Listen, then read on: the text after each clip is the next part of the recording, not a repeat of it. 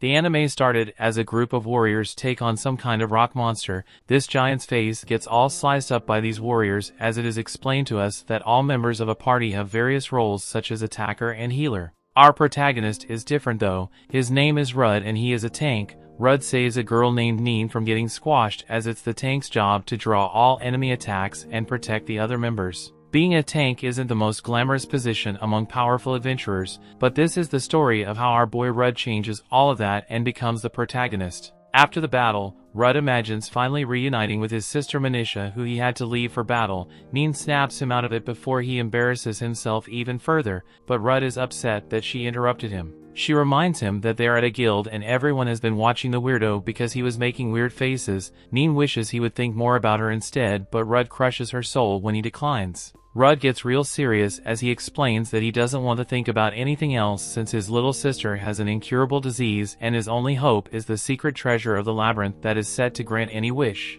This hope isn't looking too good now though. As Rud thinks about how he failed everyone in the battle against the rock golem, Neen tells this absolute failure that he shouldn't feel bad at all since he did do his job. It just didn't make sense how fast his absorbed shield was depleting. Even though he didn't get hit, Rud reveals that it wasn't just that one instance. Recently, whenever they entered the labyrinth, his absorbed shield's been depleting for some mysterious reason. He has had to consume a bunch of potions, so he apologizes for making things difficult for Neen as their healer. She once again tells him to stop apologizing since he always does a good job protecting her. Neen then glazes him up a bit by pointing out that his absorbed shield has a value of 9,999, which makes it the highest value shield to ever exist. Just then spectators marvel as the one they call the hero arrives. He is the one who has beaten numerous labyrinths despite being so young, but this guy is clearly very arrogant. Everyone practically drools over this guy as he is the hero known as Kiglas. He apologizes to Rud for being late as then welcomes Lilia and Lily,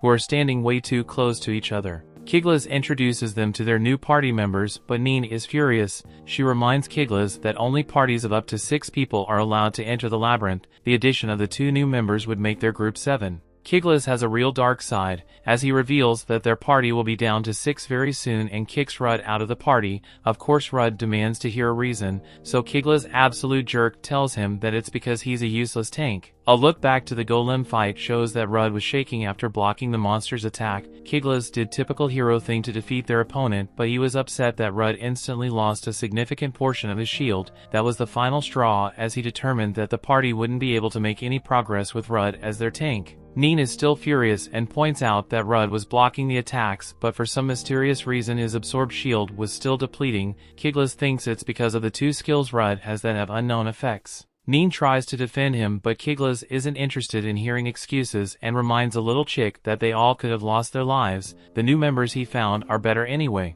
They're evasion tanks that have become very popular these days. Evasion tanks are able to fight while dodging enemy attacks, which is way better than Rud, who can only defend. Kiglas kicks him out for good, so Rud just accepts the decision. Kiglas is a serious jerk though and stops right from leading just yet. He explains that they didn't make any money from the golem battle, so he will have to take something from him. Kiglas really rubs the failure in as he tells Rud that he is just an incompetent tank that wastes absorbed shield. Kiglas then leaves with Rud's sword while he laughs like an evil maniac. The conjoined twins know better as they thank Rud and wish him luck. Rud apologizes to Neen since she was the one that invited him to join her party, but he just wasn't good enough. Neen wonders if this is really goodbye, but Rud tells her to come visit him in his hometown one day. He hopes that day will come soon and Neen tears up at the kind words. She puts up a tough exterior though and says that she won't miss him. Afterwards, Rud thinks about what to do next. As he can't go to his hometown yet, he wonders if Kiglas was right about Rud's own skills chipping away at his absorbed shield without him realizing.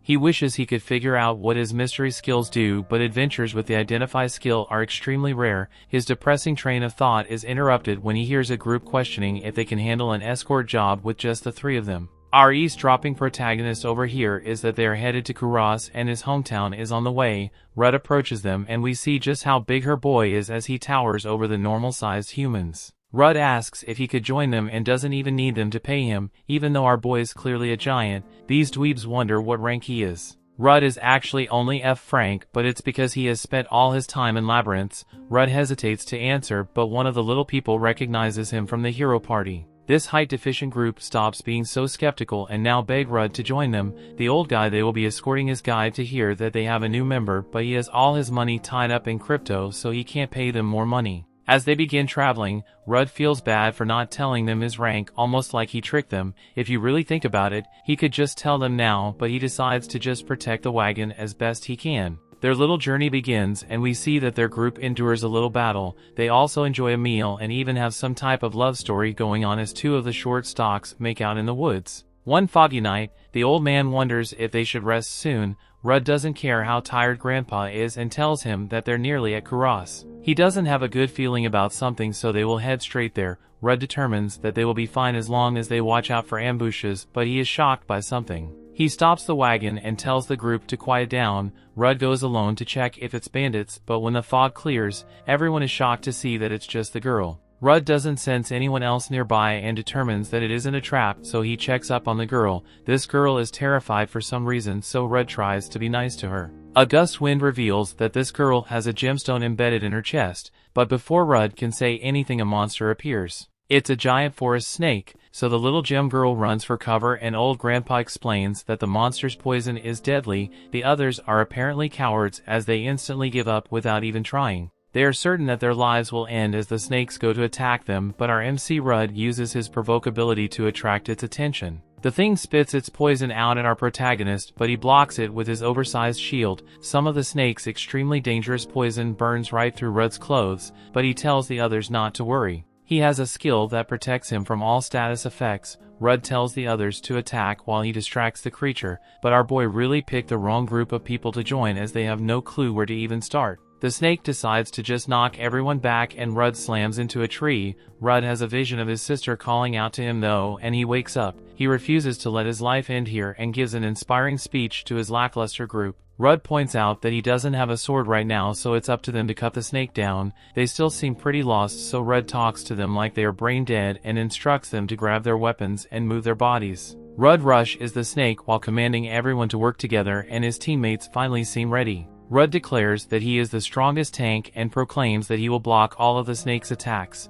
While his team will have to do is believe in their own strength, and he guarantees they will win. Rudd has prepared the perfect moment for them to attack and instructs them to move in. The newly inspired group follows his orders and manages to kind of do something to the snake. The old man freaks out and points out the obvious. He states that the snake is preparing to land a final blow and they need to dodge it. The snake is going right for Rudd, but he determines that he cannot dodge the attack. It's more like he refuses to dodge though, as he knows that there is meaning in blocking the killing blow. Rudd then heroically blocks the snake, making the perfect opening for the others to follow up. They combine their power and even amaze themselves when they finally manage to defeat the giant snake. The group then acknowledges that they couldn't have done it themselves. Rudd is a pretty big guy himself, so he knows a thing or two about dealing with the giant snake, and he tells the others that what really mattered was that they work together. He instructs them to carve up the snake. While he goes to check on the mysterious gem girl, he finds that she was running from the snake, but she has nowhere to go. These two literally speak for like 10 seconds, but he offers to take her back to his hometown and she agrees.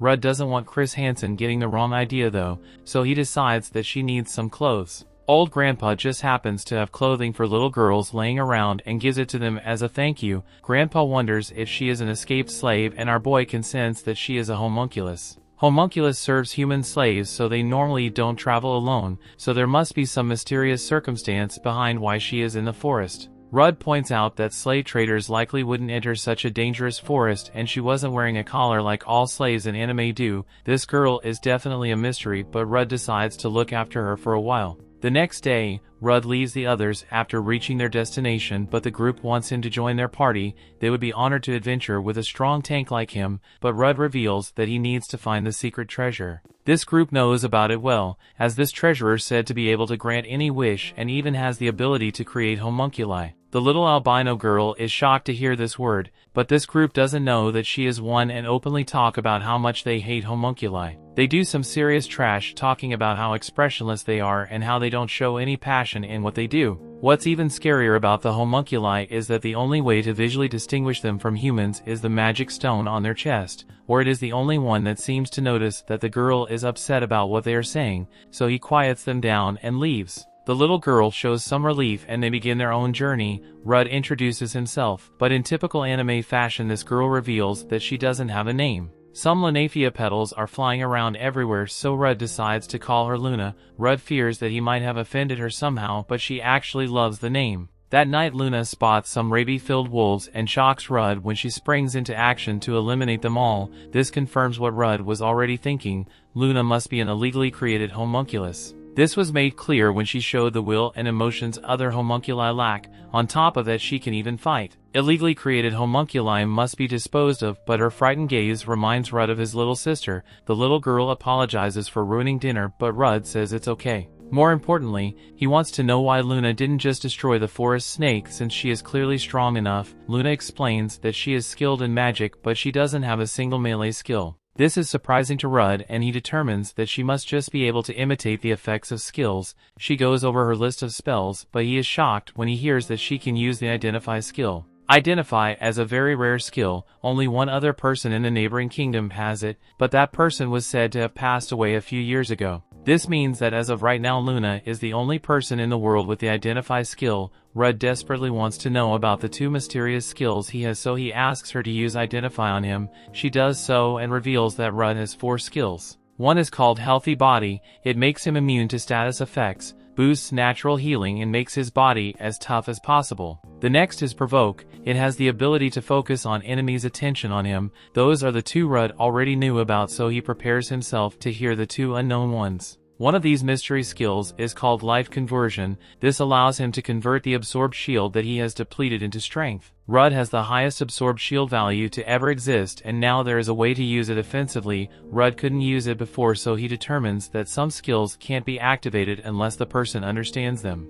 Rudd's final skill is called Shield of Sacrifice. This skill allows him to treat the absorbed shield of his allies as his own, while protecting his allies. Both his allies' toughness and his own increases. This means that while making them tougher, he can also take the damage of others. Things finally start to make sense as Rudd realizes that he was taking damage without realizing it, because he was using Shield of Sacrifice to protect his party members' absorbed shields. Rudd lets out a laugh as he has been worrying about his unknown skills for the longest time, but he never thought it would be resolved this easily. Rudd thanks his new little friend, and she is glad she could be helpful. As they arrive at his hometown, Rudd thinks about the irony. He was kicked out of his party for having skills with unknown effects, but he actually had the ultimate skills for protecting his allies. Knowing this, he can return to his hometown with his head held high and finally see his sister again.